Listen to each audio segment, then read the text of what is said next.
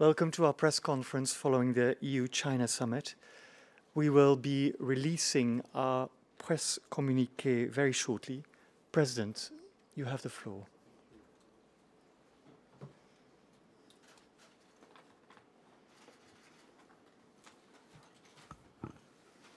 Ladies and gentlemen, good afternoon, everyone. We have just concluded our EU-China summit. Today's summit is not business as usual, because this is a wartime summit. We are living through the gravest security crisis in Europe since World War II. Putin's war in Ukraine continues to kill women and children and destroy entire cities. And this is a blatant violation of international law. The European Union's top priority is to stop the war as soon as possible and to protect the Ukrainian people. In times of crisis, dialogue is needed more than ever. That's why we focused on what can be done to end this war as soon as possible.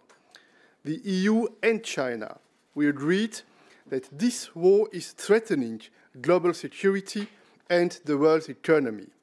This global instability is not in China's interest and not in the EU's interest. We share a responsibility as global actors to work for peace and stability. We called on China to help end the war in Ukraine.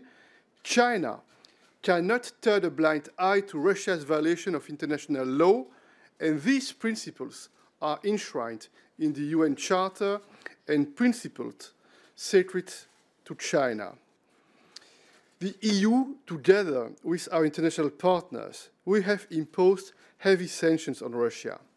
And our goal is to put pressure on the Kremlin and to end the war. These sanctions have also a price for us in Europe, but this is the price to defend freedom and democracy. Any attempts to circumvent sanctions or provide aid to Russia would prolong the war. This would lead to more loss of life and greater economic impact. This is not in anyone's long-term interest. We will also remain vigilant on any attempts to aid Russia financially or militarily. However, positive steps by China to help end the war would be welcomed by all Europeans and by the global community. We also discussed areas of shared interest where we cooperate, like global health. We want to engage with China and all members of the WHO on a new agreement on pandemic prevention, preparedness, and response. We are also cooperating with China to protect our planet, and we can and we must do more. We must be ready for COP27 in Egypt later this year, and we also called on China to further increase its ambition on environment, biodiversity, and climate action. We also discussed areas where we disagree. We raised our concerns about China's treatment of minorities in Xinjiang and Inner Mongolia and of the people of Tibet, and this includes the crackdown on human rights defenders. We also expressed our regret at the dismantling of the one country, two systems in Hong Kong, and we insisted a lot on the relaunch of the human rights dialogue, and Prime Minister Li Keqiang confirmed that this would take place, the relaunch of the human rights dialogue. We also raised individual human rights cases. We also discussed our trade and economic relationship with China to make it fairer, to ensure reciprocity, to achieve a level playing field, to rebalance our bilateral trade and investment relations. We also raised the issue of China's discriminatory trade practices against Lithuania and the effects for the integrity of the single market. We also touched on a number of international issues. Taiwan, of course, the importance of preserving stability and the status quo in the Taiwan Strait, the challenges in Afghanistan, but also the situation in Myanmar and the Korean Peninsula. En conclusion, Nous avons eu l'occasion de mener ces discussions avec les autorités chinoises dans ce contexte exceptionnel, cette situation extrêmement grave, avec cette guerre déclenchée par la Russie en Ukraine. Cette guerre est une tragédie pour l'Ukraine. Cette guerre est aussi une agression contre l'ordre international fondé sur des règles et contre le droit international en général.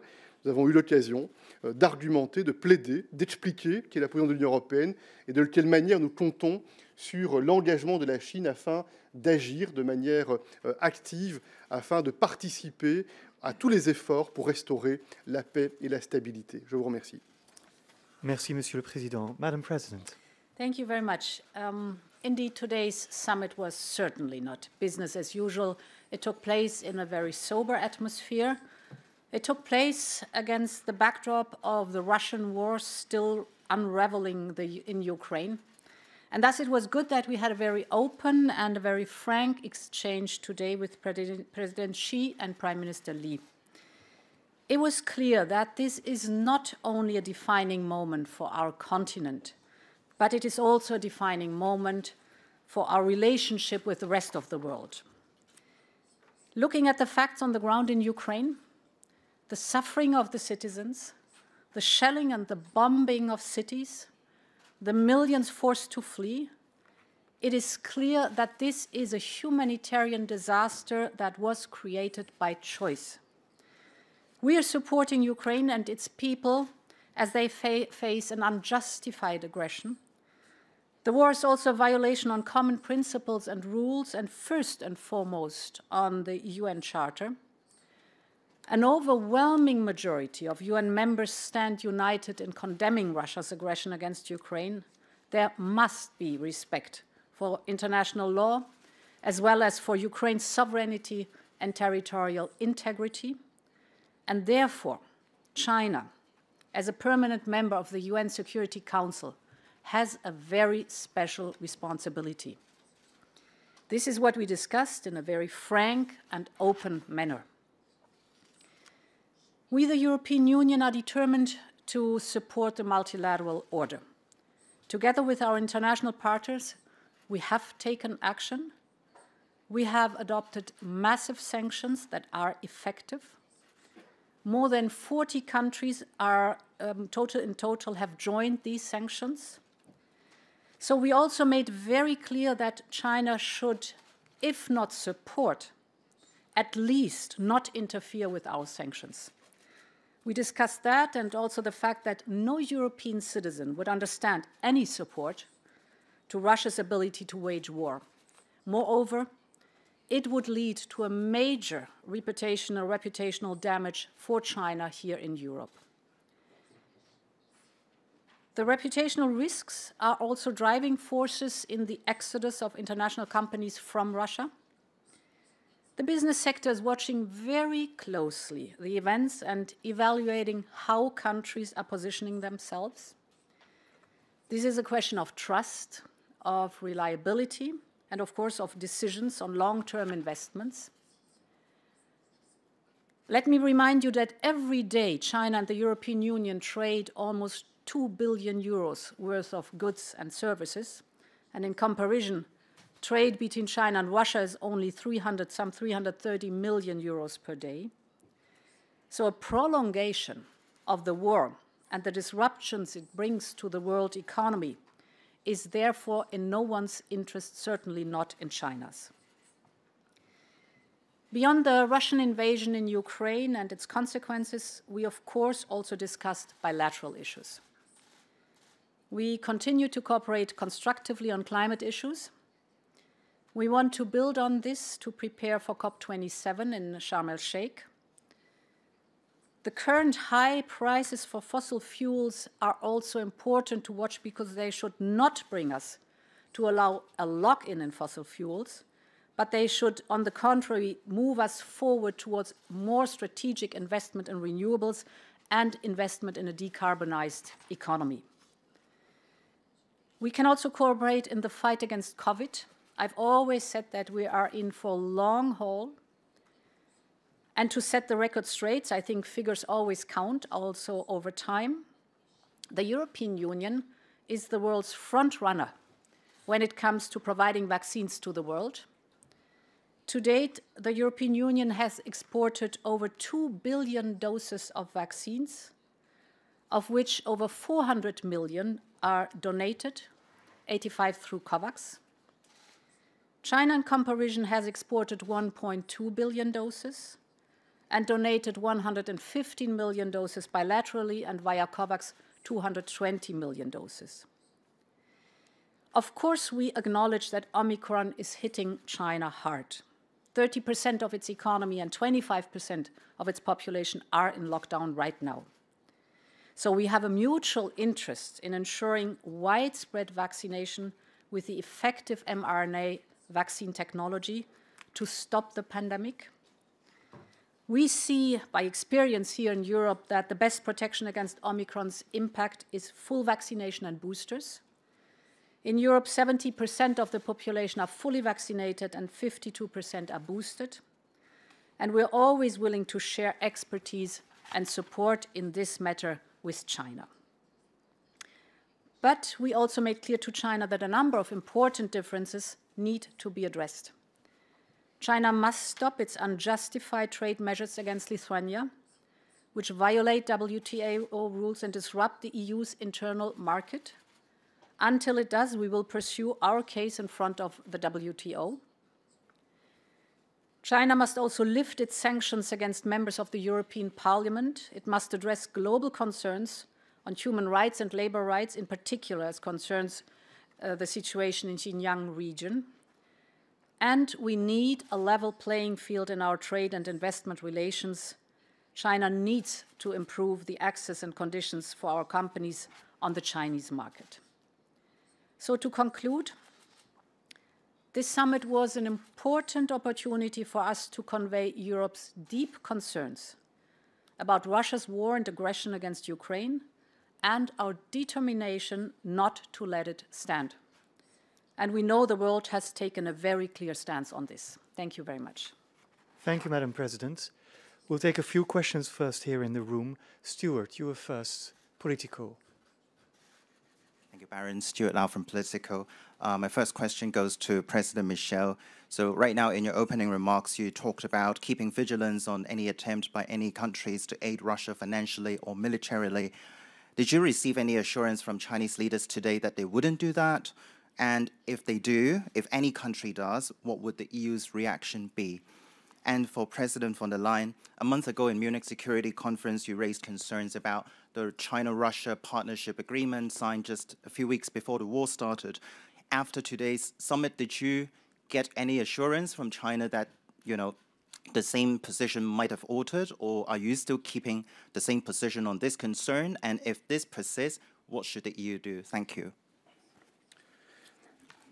First element, it was extremely important to have a candid, a very open exchange of views on the current situation for obvious reasons, because we all understand that this situation is extremely serious, extremely dangerous, not only for Europe, but also for the rest of the world. This is one first element. Second element, we share same goals. We want peace, we want prosperity, we want security.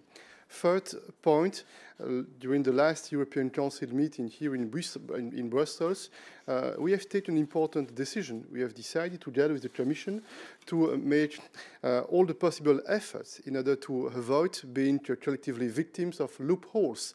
And it's why we engage politically, diplomatically, in order to explain our arguments. And we think indeed, and this is what we have explained to the Chinese authorities, that it is important to put pressure on the Kremlin. It's also important to encourage the Kremlin to negotiate and to be sincere in those talks. We have had this occasion to use all possible arguments that are well known here in Europe, and we hope that those arguments have been heard by the Chinese authorities. So both sides emphasized the importance of the peace architecture we have. I think for us is very important that we always keep in mind and insist on the fact that we have a clear multilateral order that has been developed by the world's community because of the atrocities of the last century. And therefore it is in no one's interest to try to redefine that. In that, we've been very clear. And there's a second point where we've been very clear in this summit too, that this is a defining moment, not only for Europe, but also for the rules-based order. It is a defining moment because nothing will be like it was before the war.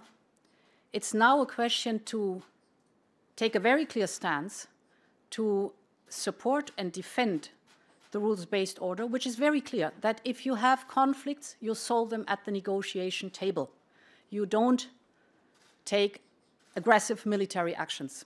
And therefore, it is for us important that regions, countries, actors on the global stage are very clear on that too, that they support this peace architecture that is built on negotiations and not on military aggressive action. Philippe Régnier du Soir. Merci. Une question pour vous deux, en fait, un peu plus large. Est-ce que, en maintenant la volonté de dialoguer avec Pékin, est-ce qu'on n'est pas en train de suivre, est-ce que l'Europe n'est pas en train de suivre le même chemin que celui poursuivi très longtemps avec la Russie, dont on n'a pas vu qu'elle était en fait en train de se transformer non pas en un partenaire de dialogue, mais en un adversaire? Et donc, ma question est la suivante. Est-ce que, au-delà de la qualification de la Chine étant partenaire, concurrent commercial et rival systémique, il ne faut pas y voir également un adversaire? Merci. Dialoguer ne veut pas dire être aveugle. Et c'est parce que nous sommes extrêmement lucides que l'on a l'occasion, en étant soutenus par les 27 États membres qui ont préparé avec nous ce sommet, d'exprimer une position européenne, une position forte et qui repose en réalité sur trois éléments. Premier élément, nous avons décidé, et nous l'avons démontré d'ailleurs, avec des impacts et des conséquences que nous avons assumées, de ne pas baisser les yeux face à la question des droits de l'homme et des valeurs démocratiques. Et ce n'est pas la première fois, depuis ce nouveau cycle institutionnel européen, nous avons l'occasion, avec clarté, d'indiquer que nous entendons bien continuer à promouvoir des valeurs. Nous avons du reste, vous le savez, renforcé l'arsenal européen pour consolider cette capacité d'être crédible quand on défend les droits de l'homme, les valeurs fondamentales, les principes démocratiques. Deuxième élément, cette réunion a encore été l'occasion, cela a été indiqué par la présidente et par moi-même, d'argumenter, de plaider pour rééquilibrer les relations économiques qui ne le sont pas suffisamment. Il y a un manque de réciprocité, il y a des barrières, il y a des contraintes qui sont imposées et des cas très concrets ont été mentionnés. La difficulté, par exemple, pour les entreprises européennes de participer aux offres en lien avec la 5G. La difficulté pour les entreprises européennes d'avoir accès à la clarté quant à l'information sur les législations en lien avec les données numériques, par exemple. Troisième élément, et c'est là qu'il y a la cohérence complète par rapport à cette position de l'Europe depuis un certain temps déjà, c'est le souhait d'engager sur les sujets globaux. Parce que nous ne sommes pas aveugles, nous savons qu'il faut engager avec la Chine, qui est un acteur important sur le plan économique et sur le plan politique, quand on parle de changement climatique. Si on est sincère sur le changement climatique, et nous le sommes au départ de l'Union européenne, on doit engager avec le monde entier, y compris avec un acteur économique qui est important de ce point de vue-là. Il en va de même pour les questions de sécurité et de stabilité. Et donc, il était effectivement extrêmement important dans ce moment tellement délicat et sensible pour la sécurité en Europe et dans le monde, que l'on puisse engager, échanger des arguments, échanger des analyses, échanger des points de vue, tenter de convaincre, je viens de l'indiquer, sur la nécessité de mettre en place une stratégie afin de ramener le monde dans le respect du droit international, de ramener la Russie dans une démarche de soutien à une négociation qui soit davantage sincère qu'elle ne l'est aujourd'hui. Et donc nous sommes totalement convaincus qu'il était indispensable, plus que jamais probablement, compte tenu des circonstances auxquelles nous sommes confrontés, d'être engagés dans ce contact, dans ce dialogue. Être engagé pour le dialogue, ça ne veut pas dire être aveugle ou être sourd, ça veut dire au contraire, avec fermeté, se tenir debout et défendre les valeurs européennes et défendre les intérêts de l'Union européenne et de nos citoyens.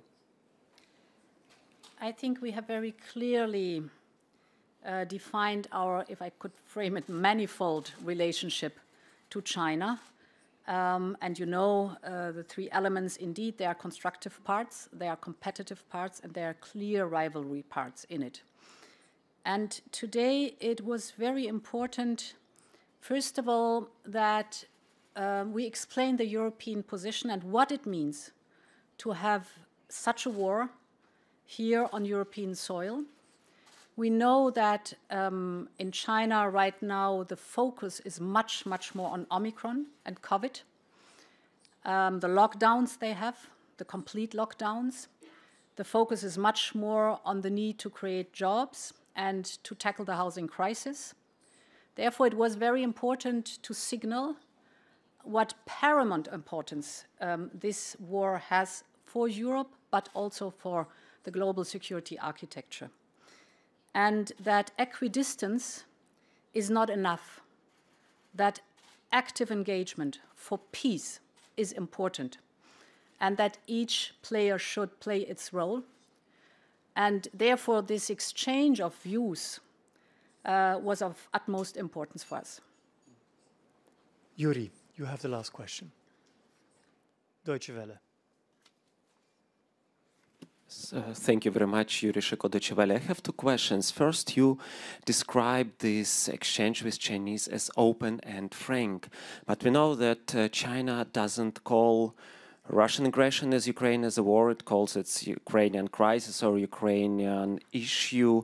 So can you explain how is it possible to conduct a frank and open discussion with someone who doesn't call a big, full-fledged war a war? How is it possible to talk then with them? And the second question, I should still ask again what my colleague asked. Did you hear anything, or what did you hear from the Chinese side when you asked China not to support Russia either militarily or economically to circumvent sanctions? What did you hear with them? Any assurances or nothing at all? Thank you very much. Sur le premier point, tenir un dialogue franc et sincère suppose que chacun des partenaires soit franc et sincère par rapport à l'autre. Ça ne veut pas dire qu'on est spontanément et immédiatement d'accord sur l'analyse et sur chacun des arguments.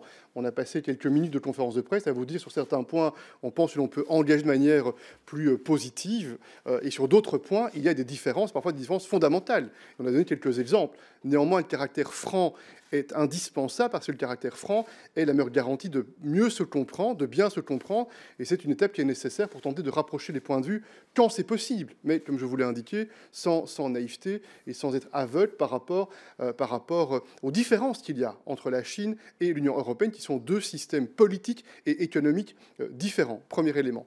Deuxième élément, la question sur les sanctions et les possibles tentations pour la Russie d'aller chercher du soutien afin de contourner l'implication des sanctions, c'est évidemment un des points centraux que l'on a abordé au long de ce sommet avec le Premier ministre et avec le président.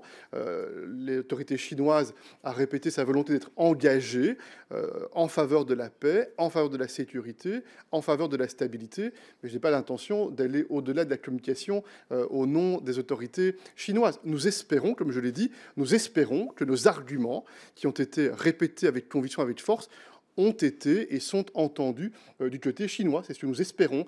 Et nous indiquons bien, je l'ai dit, et la présidente de la Commission l'a dit également, nous espérons bien que la Chine prend aussi en considération l'importance de son image internationale et l'importance de la relation économique entre la Chine et l'Union européenne. Pour donner un indicateur, 15% des exportations chinoises sont destinées au marché européen, alors qu'à peine 1% ou 1,5% est destiné au marché russe. Yes, indeed. Frank and open means that we exchange very clearly opposing views. This is not a conflict. This is a war. This is not a European affair. This is a global affair. It concerns the whole world. And this is Russia that unleashes all the knock-on effects, for example, the looming food security crisis for the world. Of course, as I said, it's opposing views. And this is frank and open if you are able to exchange that, and we did that. The second point is that, of course, we expect China, as a member of the Security Council of the United Nations, to take its responsibilities. There are few members only, and they have a vast responsibility. And China has an influence on Russia. And therefore, we expect China to take its responsibility to end this war and to come back, that Russia comes back to a peaceful negotiations solution. And last but not least, this was part of your question too, of course, we expect China, if not supporting the sanctions, at least to do everything not to interfere in any kind. Also on that point, we were very clear. Thank you, Madam President. Mr. President, this concludes our press conference. Keep an eye out for our press release, which is coming soon. Thank you for joining us. No more.